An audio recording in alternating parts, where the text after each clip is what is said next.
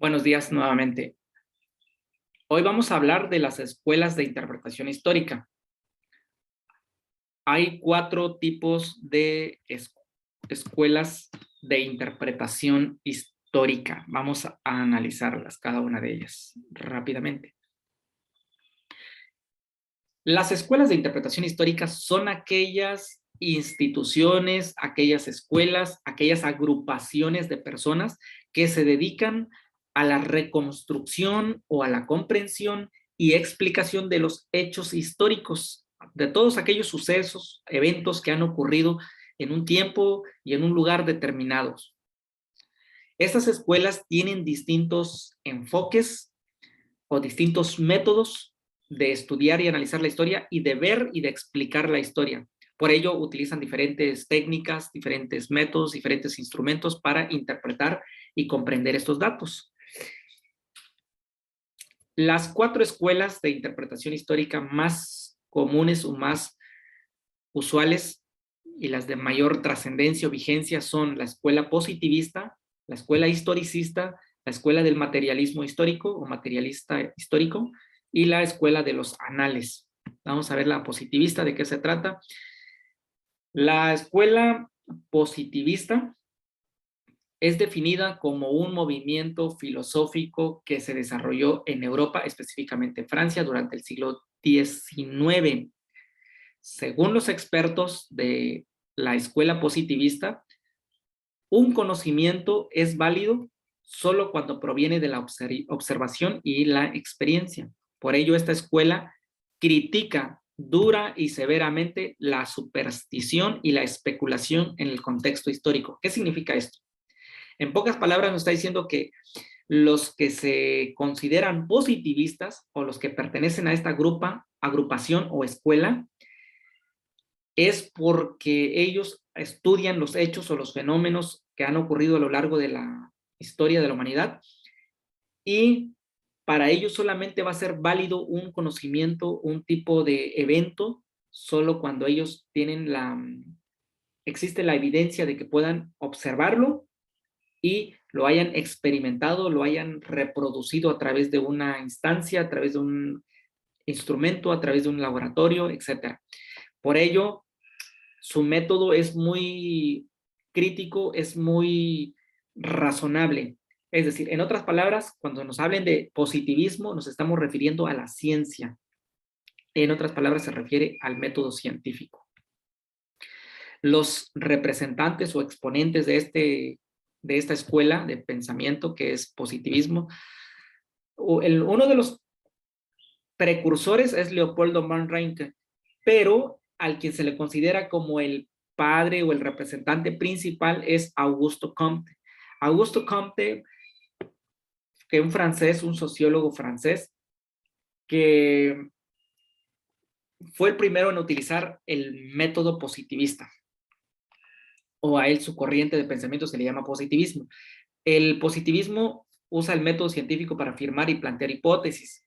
Usa la ciencia como una forma de explicar los fenómenos sociales, por lo que siempre se corrobora la información antes de definirla como un hecho. Es decir, se observa un hecho, se estudia, se analiza, se verifica, se interpreta, se reevalúa, y solo cuando ya se tenga confirmado el conocimiento como válido, se publica a través de un artículo científico, de una revista de divulgación científica, a través de un libro, a través de una tesis, a través de una enciclopedia, a través de un manual, etcétera, etcétera. Pero solo cuando ya se ha validado una y otra vez el conocimiento, porque utilizan el método científico, naturalmente. El método científico más o menos que se utiliza dentro de las ciencias sociales y humanidades tiene que ver con estos 5 elementos, aunque hay otros elementos, hay otros pasos más que se realizan, pero los esenciales que debes tener son la observación, es decir, que el sujeto observe el evento, el suceso, la experiencia o la experimentación, o sea, la reproducción de ese evento, la generación de hipótesis y la confirmación o validación o invalidación de las hipótesis, la experimentación, nuevamente, y la verificación de esos resultados. Hay más datos, hay más pasos que se hacen, claro, se plantea el problema, objetivos, hay diseño de estudio, etcétera, etcétera, pero generalmente se tiene que cumplir con estos pasos. Las características del positivismo o de la escuela positivista se basa en el enriquecimiento de la historia a través de datos exactos, rigurosos, investigación detallada de hechos, usa las ciencias exactas para la búsqueda del conocimiento, y para Augusto Comte, la mente humana debe pasar por un par de estados antes de lograr remitir una opinión histórica válida. ¿Qué significa esto? Que para Augusto Comte, que sus escritos empezaron a formularse a partir de 1838, en el siglo XIX, en adelante, él decía que la sociedad ha pasado por 3 estadios, por 3 fases, pero que también esos 3 fases, él decía que son las fases de la mente humana, de un ser humano. La mente humana pasa por 3 fases o por 3 estadios, lo mismo que la sociedad. ¿Cuáles son estos? La primera fase es el pensamiento mágico o religioso. El pensamiento mágico o religioso que lo pasó a la sociedad viene siendo, en la mente viene siendo la niñez, o en la evolución de una persona viene siendo la infancia, ¿sí? Porque un niño es fantasioso, imagina, no tiene nada de ciencia. Un niño de 3, 4 años utiliza mucho la fantasía, la imaginación, la superstición. Pero la sociedad en aquellos tiempos era muy, no usaba la ciencia. Estamos hablando antes de la Edad Media para atrás. Los conocimientos que se adquirían eran más por intuición, por magia, por espiritismo, por hechicería, por superstición, eran supuestos, no era nada científico. Entonces recurrían mucho a los mitos, a las leyendas, a las tradiciones orales, nada comprobable, nada científico. Entonces, eso de que existían seres antropomorfos como mitad hombre y mitad bestia, mitad hombre y mitad cabra, mitad hombre, mitad caballo, o caballo con alas, caballo con un cuerno, o mitad mujer y mitad pez como sirena, y todo ese tipo de seres antropomorfos eran parte de la mitología, tanto mitología griega, mitología nórdica, mitología romana, mitología maya, mitología mexica, en donde habían seres alados, en donde habían dioses, semidioses, y en donde todos ellos se configuraban y había una lucha contra los seres humanos. Pues todo eso era el pensamiento mítico y también el religioso, donde los seres humanos le atribuían todo lo que le pasaba en la vida, se lo atribuían a su dios o a su divinidad o a sus dioses o diosas que tenían. Si no llovía, había sequía, es porque su dios o su diosa o sus deidades estaban enojados con ellos por su mal comportamiento. Entonces, ese era el pensamiento que tenía la gente hace miles de años. Ese era el primer estadio, el primer tipo de pensamiento que pasó a la sociedad, pensamiento mágico religioso, que viene siendo la infancia. El segundo paso o el segundo estadio es el pensamiento metafísico. El pensamiento metafísico es cuando ya la sociedad va más allá de lo que se puede ver, de lo que las leyes físicas nosotros vemos o se han experimentado. Y ahí es donde ya se entra en seres como más allá de la cuántica, pero que tampoco está comprobado científicamente, como por ejemplo eso de que se dice de que hay una cuarta, quinta dimensión y que puede uno tener contacto con seres que están más allá de esta dimensión, y que a través de la meditación se logran muchos contactar con otros seres espirituales, etcétera, etcétera. Cosas que no están explicadas por la ciencia, que la ciencia no las avala. Ese es otro aspecto, ¿no? Y eso lo comparan con la mente de un adolescente. Y por último está el tercer estadio que pasó de la sociedad, es decir, pasó del pensamiento mágico religioso al metafísico, y del metafísico llegó al positivismo, es decir, a la ciencia, en donde todo se comprueba, se demuestra hipotética y científicamente. Y este tipo de pensamiento, que es ya la sociedad cuando entra a la ciencia, cuando se incorpora con la ciencia moderna, es lo que hoy viene siendo en la persona un adulto mayor, un adulto que piensa, razona, cuestiona, critica, propone, soluciona. Entonces, esos son los 3 estadios por los que ha pasado la escuela positivista, o lo que es la sociedad. Entonces, para el método científico, o la escuela positivista, es muy importante tener datos exactos, rigurosos, a través de la observación, la investigación, es decir, a través del método científico. Ahora, eso es lo que ellos estudian como los datos o los hechos que han pasado. Cuando yo les hable de escuelas, no me estoy refiriendo que existe una escuela como tal que diga que vayan a ver ustedes el edificio y diga escuela positivista. No, por escuela me refiero a personas que tienen esa línea de pensamiento, esa ideología de concebir los hechos a través del método científico. Entonces, si Eddie, Alicia, José, Beria y Fray son historiadores de un país o de una nación o de una civilización y lo hacen usando el método científico, quiere decir que nosotros pertenecemos a la escuela positivista.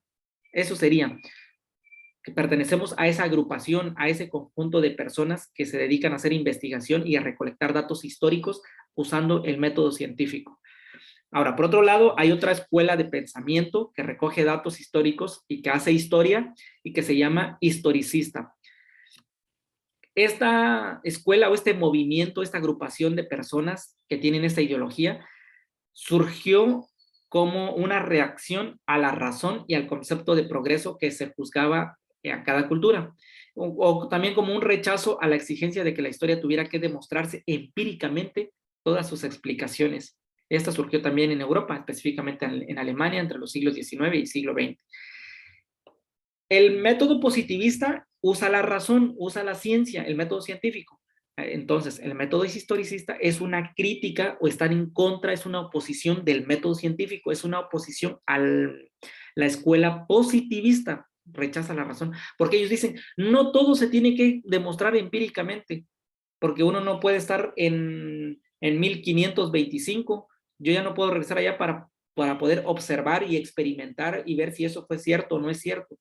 Entonces, esta escuela dice, no necesariamente se tiene que demostrar todo empíricamente o científicamente. Y los representantes de esta escuela historicistas pues son varios personajes. Tenemos a Johann Gottfried Herdel, Wilhelm Dietl, José Ortega y Gasset, Arnold Toynbee y R.G. Collingwood.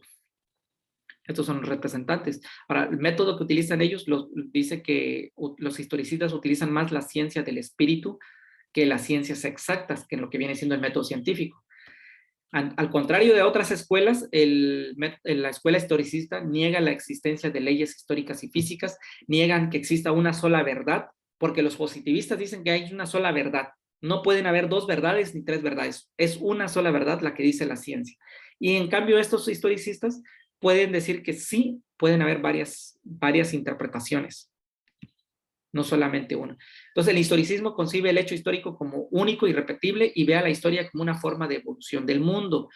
Da una base para que el hombre sea capaz de estudiar, analizar y comprender la historia como un proceso que presenta su propio desarrollo, inicio y fin.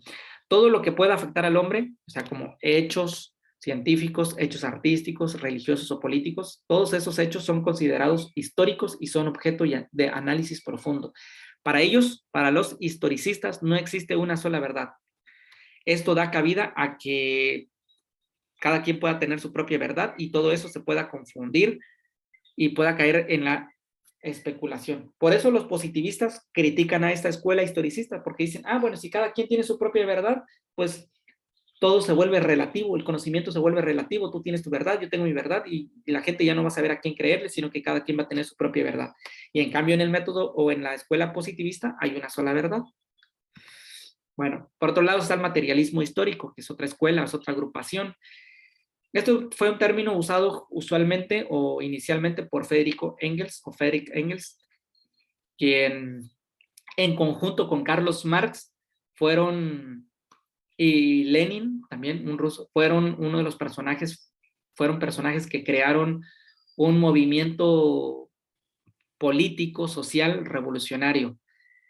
Y sus ideologías de interpretación tienen como finalidad la comprensión de la historia universal o de la historia humana a partir de lo económico. O sea que todos los hechos, los que pertenecen a esta ideología, las personas que se identifican con este movimiento, con esta agrupación, con esta escuela, todos los hechos históricos que se van a narrar, que se van a escribir en un libro, en una enciclopedia, todo lo van a ver enfocado o van a ver que la causa del movimiento histórico, la causa de ese evento, es lo económico.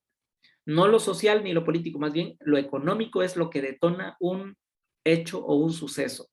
Por ejemplo, si nos pusiéramos a analizar la caída de las Torres Gemelas, los materialistas dirían, pues hay que analizar toda la perspectiva económica, es decir, ¿Qué pretendía Estados Unidos con Afganistán? Estaba saqueando petróleo, estaba vendiendo marihuana, estaba vendiendo cocaína, estaba vendiendo algún otro tipo de enervante psicotrópico, o qué tipo de economía le quería imponer allá en Afganistán, o qué pretendía con su caída de la bolsa de valores en Estados Unidos y cómo se iba a levantar. Pero todo lo estudian desde el punto de vista económico y a partir de ahí explican el hecho o el suceso.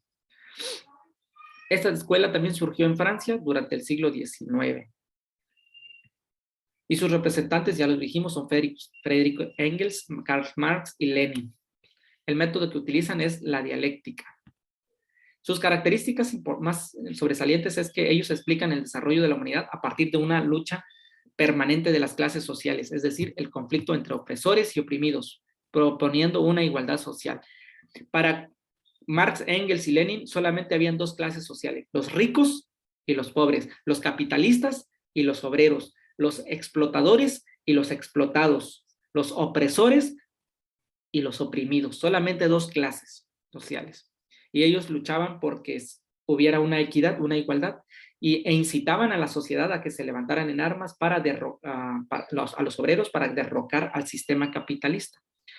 Para esta escuela materialista histórica, la historia no es una colección de hechos muertos ni una acción imaginaria de sujetos imaginarios, sino que es la sucesión de diferentes modos de producción, como el esclavismo, el feudalismo, el capitalismo y el socialismo. Todos esos fenómenos que han acontecido y que acontecen en la sociedad explican el devenir histórico, explican cómo es que se están sucediendo todos los actos que ven. Terrorismo, vandalismo, lo que es el caída de las empresas, construcción de instituciones, etcétera. Todo eso lo van a explicar a partir de esta lucha de clases entre los capitalistas y los obreros, entre los explotadores y los explotados. Y finalmente tenemos la Escuela de los Anales. Esta escuela fue fundada en 1929 también en Francia. ¿Se dan cuenta? Todas esas líneas de pensamiento, estas 4 escuelas se fundaron o surgen en Europa.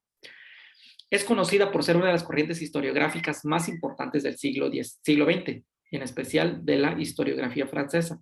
Esta escuela se interesa en la historia desde el punto de vista social. Aquí ya no es económico, no es político, sino más bien en el aspecto social, y no en base a los acontecimientos políticos o individuales del hombre.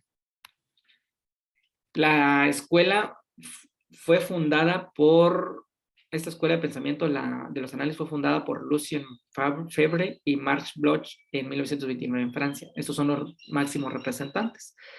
Y los preceptos y pensamientos de esta corriente fueron expuestas en una reconocida revista de la época, y poco tiempo después se adoptó como una corriente historiográfica. En aquellos tiempos la revista se llamaba Anales de Historia Económica y Social. En otras palabras, estaba hablando de la historia económica y social.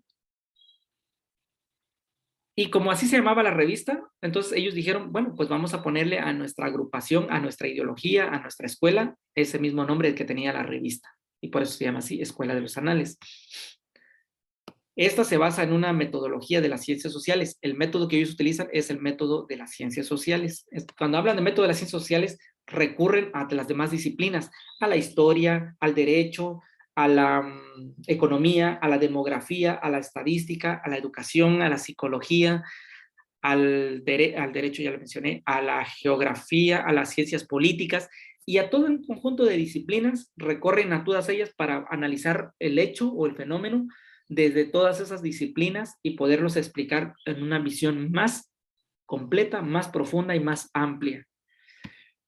Sus características es que estos personajes, Bloch y Febvre, criticaron los fundamentalismos del positivismo, es decir, criticaron severamente el positivismo y promovieron la idea de explicar el pasado de los pueblos tomando en cuenta todas sus dimensiones. Es decir, cuando se explica un hecho social, un hecho político, cultural, económico, lo que haya sucedido, por ejemplo, una guerra, una catástrofe, una pandemia, algo que esté sucediendo en un momento en la sociedad, ellos lo van a estudiar, lo van a analizar ese fenómeno, tomando en cuenta la estructura geográfica, es decir, el territorio, donde ocurrió ese suceso, ese evento, el aspecto social, cómo estaba la sociedad, cómo está ahí organizada la sociedad, cuál es la estructura de la sociedad, el tipo de cultura que tiene esa sociedad, su situación económica, su condición económica y su cuestión psicológica. Entonces, lo ven, por eso ven que abarcan varios puntos. Incluso cuando hablamos del cultural, tiene que ver con la educación, tiene que ver con, con lo teológico, religioso. Es decir, ellos analizan ese fenómeno tocando todos los puntos que hay, políticos, sociales, culturales, económicos, filosóficos, psicológicos, demográficos, estadísticos, para poder dar una explicación a la sociedad de por qué ese fenómeno sucedió y desde diferentes aristas o de diferentes puntos de vista. Por ello, ellos consideran que el historiador, al escribir sobre el pasado o sobre un hecho, no es que el historiador lo vaya a reproducir fielmente cómo pasó el suceso, sino que el historiador lo va a interpretar partiendo de sus propios preceptos, conceptos, sus creencias, sus ideales, sus costumbres de la escuela donde fue formado. Quiere decir, en otras palabras, que cuando los de la escuela de los anales o quienes pertenecen a este movimiento escriben la historia, es una historia no muy científica, porque aun cuando toquen muchas otras disciplinas, ellos critican al positivismo, por supuesto, critican el método científico, critican que puede haber solo una verdad. Ellos dicen que el historiador puede meter sus propios sentimientos, puede incurrir en verlo desde su cultura, desde dónde fue formado, a qué escuela estudió, y con base en esas ideologías, él interpreta los hechos. Por ejemplo, si alguien estudió en la historia en la escuela de Harvard, lo va a relatar de una manera. Si alguien lo estudió por ejemplo, en Finlandia, va a tener otra ideología porque los maestros que le dan clases allá o que le impartieron clases tienen otra forma, otra cosmovisión, otra forma de ver en la vida, y puede ser que ese sujeto se deje influenciar por esas ideologías y cuando narre un hecho, puede hacer que lo haga con esas ideologías que trae detrás de sí en su formación académica, en sus experiencias personales, en su familia, su cultura, todo eso. Por eso la historia aquí, dentro de este movimiento, dentro de esta escuela, se interpreta y puede ser muy también como la otra, como habíamos dicho, como la historicista. Cada quien va a tener su propia interpretación. Por eso ustedes van a encontrar, como les dije en la otra sesión, libros de historia que unos cuentan una cosa de un autor o de un personaje, mientras que otros autores lo dicen de otra manera, con otras características, con otra versión. Por eso cada uno lo interpreta a su modo, a su manera. Por eso no encontramos un libro de historia que nos diga la verdadera naturaleza de cada uno de los personajes de nuestra historia, de nuestro país o de nuestra nación o de la historia universal, sino que cada uno de los autores lo va escribiendo de diferente manera. Y hoy en día hay muchas personas que se están formando en las escuelas, por ejemplo en la UNAM y en otros países, siendo historiadores, y van a seguir escribiendo la historia de México y la historia de otros países, y tú la vas a ir leyendo y vas a decir, bueno, pero aquel me hablaba de que este personaje era de esta manera, este señor me dice que es de esta manera, y el otro autor me dice que es de otra manera, ¿y a quién le creo? Porque existen estas 4 escuelas de pensamiento, o sea que cada una de estas agrupaciones lo escribe de una manera. Por eso decía al principio que cada una de estas escuelas tiene su manera de estudiar o analizar los hechos, es su método que utiliza, y de cómo la enfoca o cómo la presenta. A eso se refiere con esto de las escuelas que existen, de las 4 escuelas que existen. La escuela de los anales propone que la historia no es el relato de hechos aislados, sino que todo fenómeno que acontece en nuestra realidad está conectado de una u otra manera con un factor. Por ejemplo, los materialistas históricos del materialismo histórico dicen que todo tiene que ver con lo económico, mientras que los de la anales dicen, no, tiene que ver con lo económico, con lo cultural, con lo social, con lo político, con lo filosófico, con lo psicológico, y todo está conectado con un todo.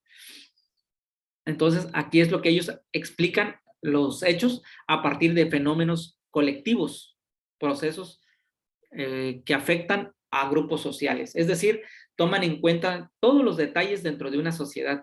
Por ejemplo, cuando explican un hecho, lo explican desde el punto de vista, como decíamos, social, cultural, geográfico, tomando en cuenta los dialectos, la vestimenta, los instrumentos musicales, los comportamientos sociales, las tradiciones, todo lo que tiene que ver de una comunidad lo explican para que sea más completo el suceso o el fenómeno que van a detallar en su libro, en su tesis o en un artículo de divulgación científica. Propone que eso es lo mismo. Entonces, desde esta perspectiva, la ciencia de la historia debe recurrir al conocimiento desarrollado por otras ciencias como la economía, geografía, sociología, psicología, demografía, ciencias políticas y estadística. Lo que yo les comentaba, que todos estos elementos o todas esas disciplinas forman parte de la escuela de los anales para poder evaluar, analizar y explicar los hechos que ocurren en nuestra realidad. Hasta aquí es la información referente a la escuela las escuelas de interpretación de la historia. Todo esto corresponde a la unidad 1 y la próxima semana estaremos abordando la unidad 2 de lo que es Historia de México. Voy a suspender la grabación hasta aquí.